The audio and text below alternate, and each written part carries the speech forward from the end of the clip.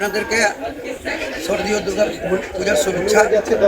আপনারা সবাই আছেন, আমার জেলা বিএনপির সভাপতি, সেক্রেটারি, তারপরে বিভিন্ন নেতৃবৃন্দরা, জিয়া ভাই আছেন, আমাদের সাবেক প্যানেল মেয়র ছিলেন রশিদুল ভাই আমাদের। তো উনি আজকে এই পূজাটা হলো আমজাদ হোসেন সরকারের অবদান, এটা উনি হাত দিয়ে গড়ে দিয়ে গেছে।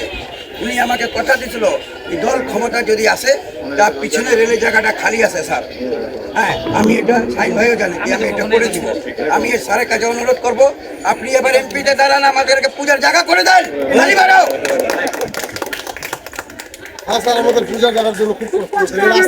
যারা সদস্য, এদের সঙ্গে অনেক দিনের সম্পর্ক আমার।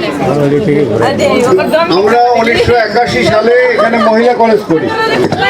আমি যখন মহিলা কলেজ করি তখন এই হরিজন পল্লীর লোকজন আমার কলেজে, হ্যাঁ তোমার ওয়াইফ, আমি চাকরি দিয়েছিলাম এবং তারা আমাদের সঙ্গে মহিলা কলেজ প্রতিষ্ঠিত করার জন্য সাহায্য করেছে।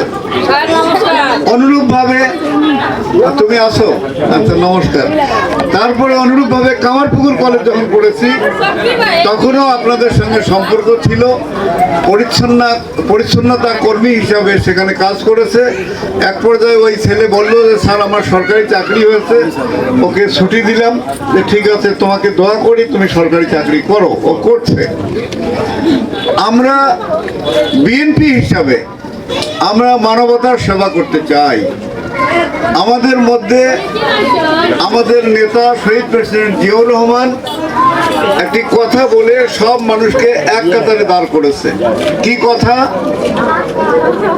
আজকে ফ্যাসিস্ট সরকারের কথা ছিল আমরা হইলাম বাঙালি। আমাদের শহীদপুরের অধিকাংশ লোক উর্দুভাষী। তাদেরকে যদি জিজ্ঞাসা করেন যে তোমরা বলো তোমরা বাঙালি, তারা তো স্বীকার করবে না। আমাদের হরিজন ভাইরাও বলবে না যে আমরা বাঙালি। আমাদের সাঁওতাল আছে, মগ আছে, চাকমা আছে, এরকম বহু ভাষাভাষীর লোকও বাংলাদেশে বাস করে। আমাদের নেতা শহীদ প্রেসিডেন্ট জিয়াউর রহমান সব মানুষকে একটি মালার মতো গেঁথে দিয়েছে, সেটা হলো এই দেশের মাটিতে যারা বসবাস করে সবাই হলো বাংলাদেশ। আমরা আমার ভোট আমি দিব, যাকে খুশি তাকে দিব। আমরা আজকে এখানে এসেছি, কাল্লু কথা প্রসঙ্গে বললো যে আগামী নির্বাচনে আপনি এমপিতে দাঁড়ান। আমি আমার দল যেখানে আছে, আমার জেলা বিএনপি, আমার পৌর বিএনপি, উপজেলা বিএনপি, আমার যুব দল, ছাত্র দল, স্বেচ্ছাসেবক দল, মহিলা দল, তাঁতি দল, কৃষক দল, ওলামা দল, সবাই মিলে শহীদপুরে যদি আমাকে বলে যে আপনি আমাদের দলের পক্ষ থেকে প্রার্থী হন, তাহলে আমি প্রার্থী হয়ে আমাদের ঢাকায় যে কেন্দ্রীয় নেতারা আছে তাদের কাছে নমিনেশন চাবো।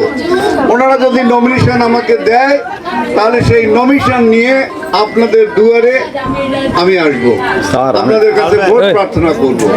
এটাই হলো হলো কয়েকদিন আগে চীন থেকে ফেরত এসে আমাদের তৎকালীন যে প্রধানমন্ত্রী ছিলেন স্বৈরাচারিণী শেখ হাসিনা, উনি বললেন যে আমার পিএনওরও 400 কোটি টাকা। বলেন হেলিকপ্টার ছাড়া নাকি চলে না। বলেন ওনার পিএনওর যদি 400 কোটি টাকা হয়, তাহলে ওনার যারা সাগরেদ, ওনার যারা এমপি মন্ত্রী, তাদের কত টাকা, কত টাকার একটা হিসাব সামান্য একটু ধরে দেই আপনাদের।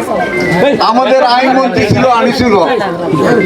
উনি আমাদের দরবেশ বাবার সঙ্গে সমুদ্রে নৌকা দিয়ে পালাবার চেষ্টা করতেছিল।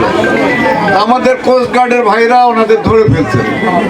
তা প্রথমে ওই দরবেশ বাবা অর্থাৎ সালমান এফ রহমান ওনাকে তো চিনতে পারে নাই, আনিসুল হক সাহেবকে ধরছে। তা ওনাকে যখন কোস্ট গার্ড ধরছে, তা উনি বলে যে আমাকে কেন ধরছেন, ওনাকেও ধরেন।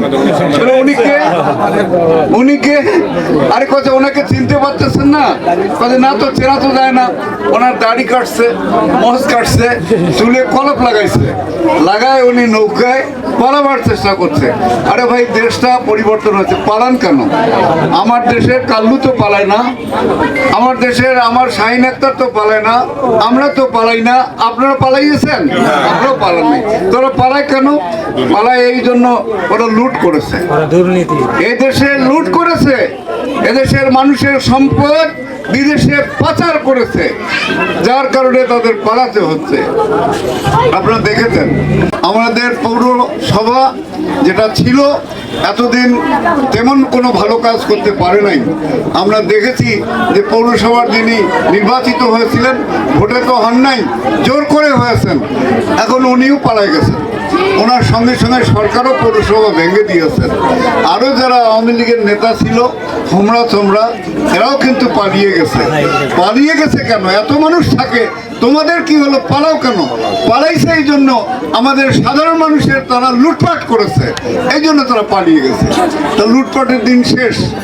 আজকে নতুন বাংলাদেশ, এই নতুন বাংলাদেশে নতুনভাবে আপনারা যেমন শারদীয় দুর্গা উৎসব করছেন, আমাদের সৈয়দপুর উপজেলায় ৭৫টি এইরকম মণ্ডপ আছে। মুসলমানরা ঈদের সময় গরু জবাই করে মাংস খায়, ওরা কি গরু জবাই করে মাংস খাবে? তাহলে উৎসবটা তো তাদের হলো না, ওই কথাটা ঠিক না।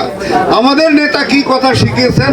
ধর্ম যার যার, নিরাপত্তা সবার। আগামী দিনে আমাদের দল যদি ক্ষমতায় আসে তাহলে আপনাদের এই সব বিষয় একেবারে নিশ্চিত করবে। আপনি যেটা বলছেন আমরা এইটুকু বলতে পারি, আমাদের দল ক্ষমতায় আসলে আপনাদের পূজা মণ্ডপ আর এই রাস্তায় করতে হবে না, আপনাদের জন্য জায়গা অবশ্যই নির্ধারণ করে দেওয়া হবে। আপনাদের সবাইকে শারদীয় দুর্গা উৎসব আমার জেলা বিএনপির পক্ষ থেকে, আমার নেতৃবৃন্দ যারা আসছে সবার পক্ষ থেকে জানিয়ে আমি আমার কথা শেষ করছি। আপনাদের সবাইকে ধন্যবাদ।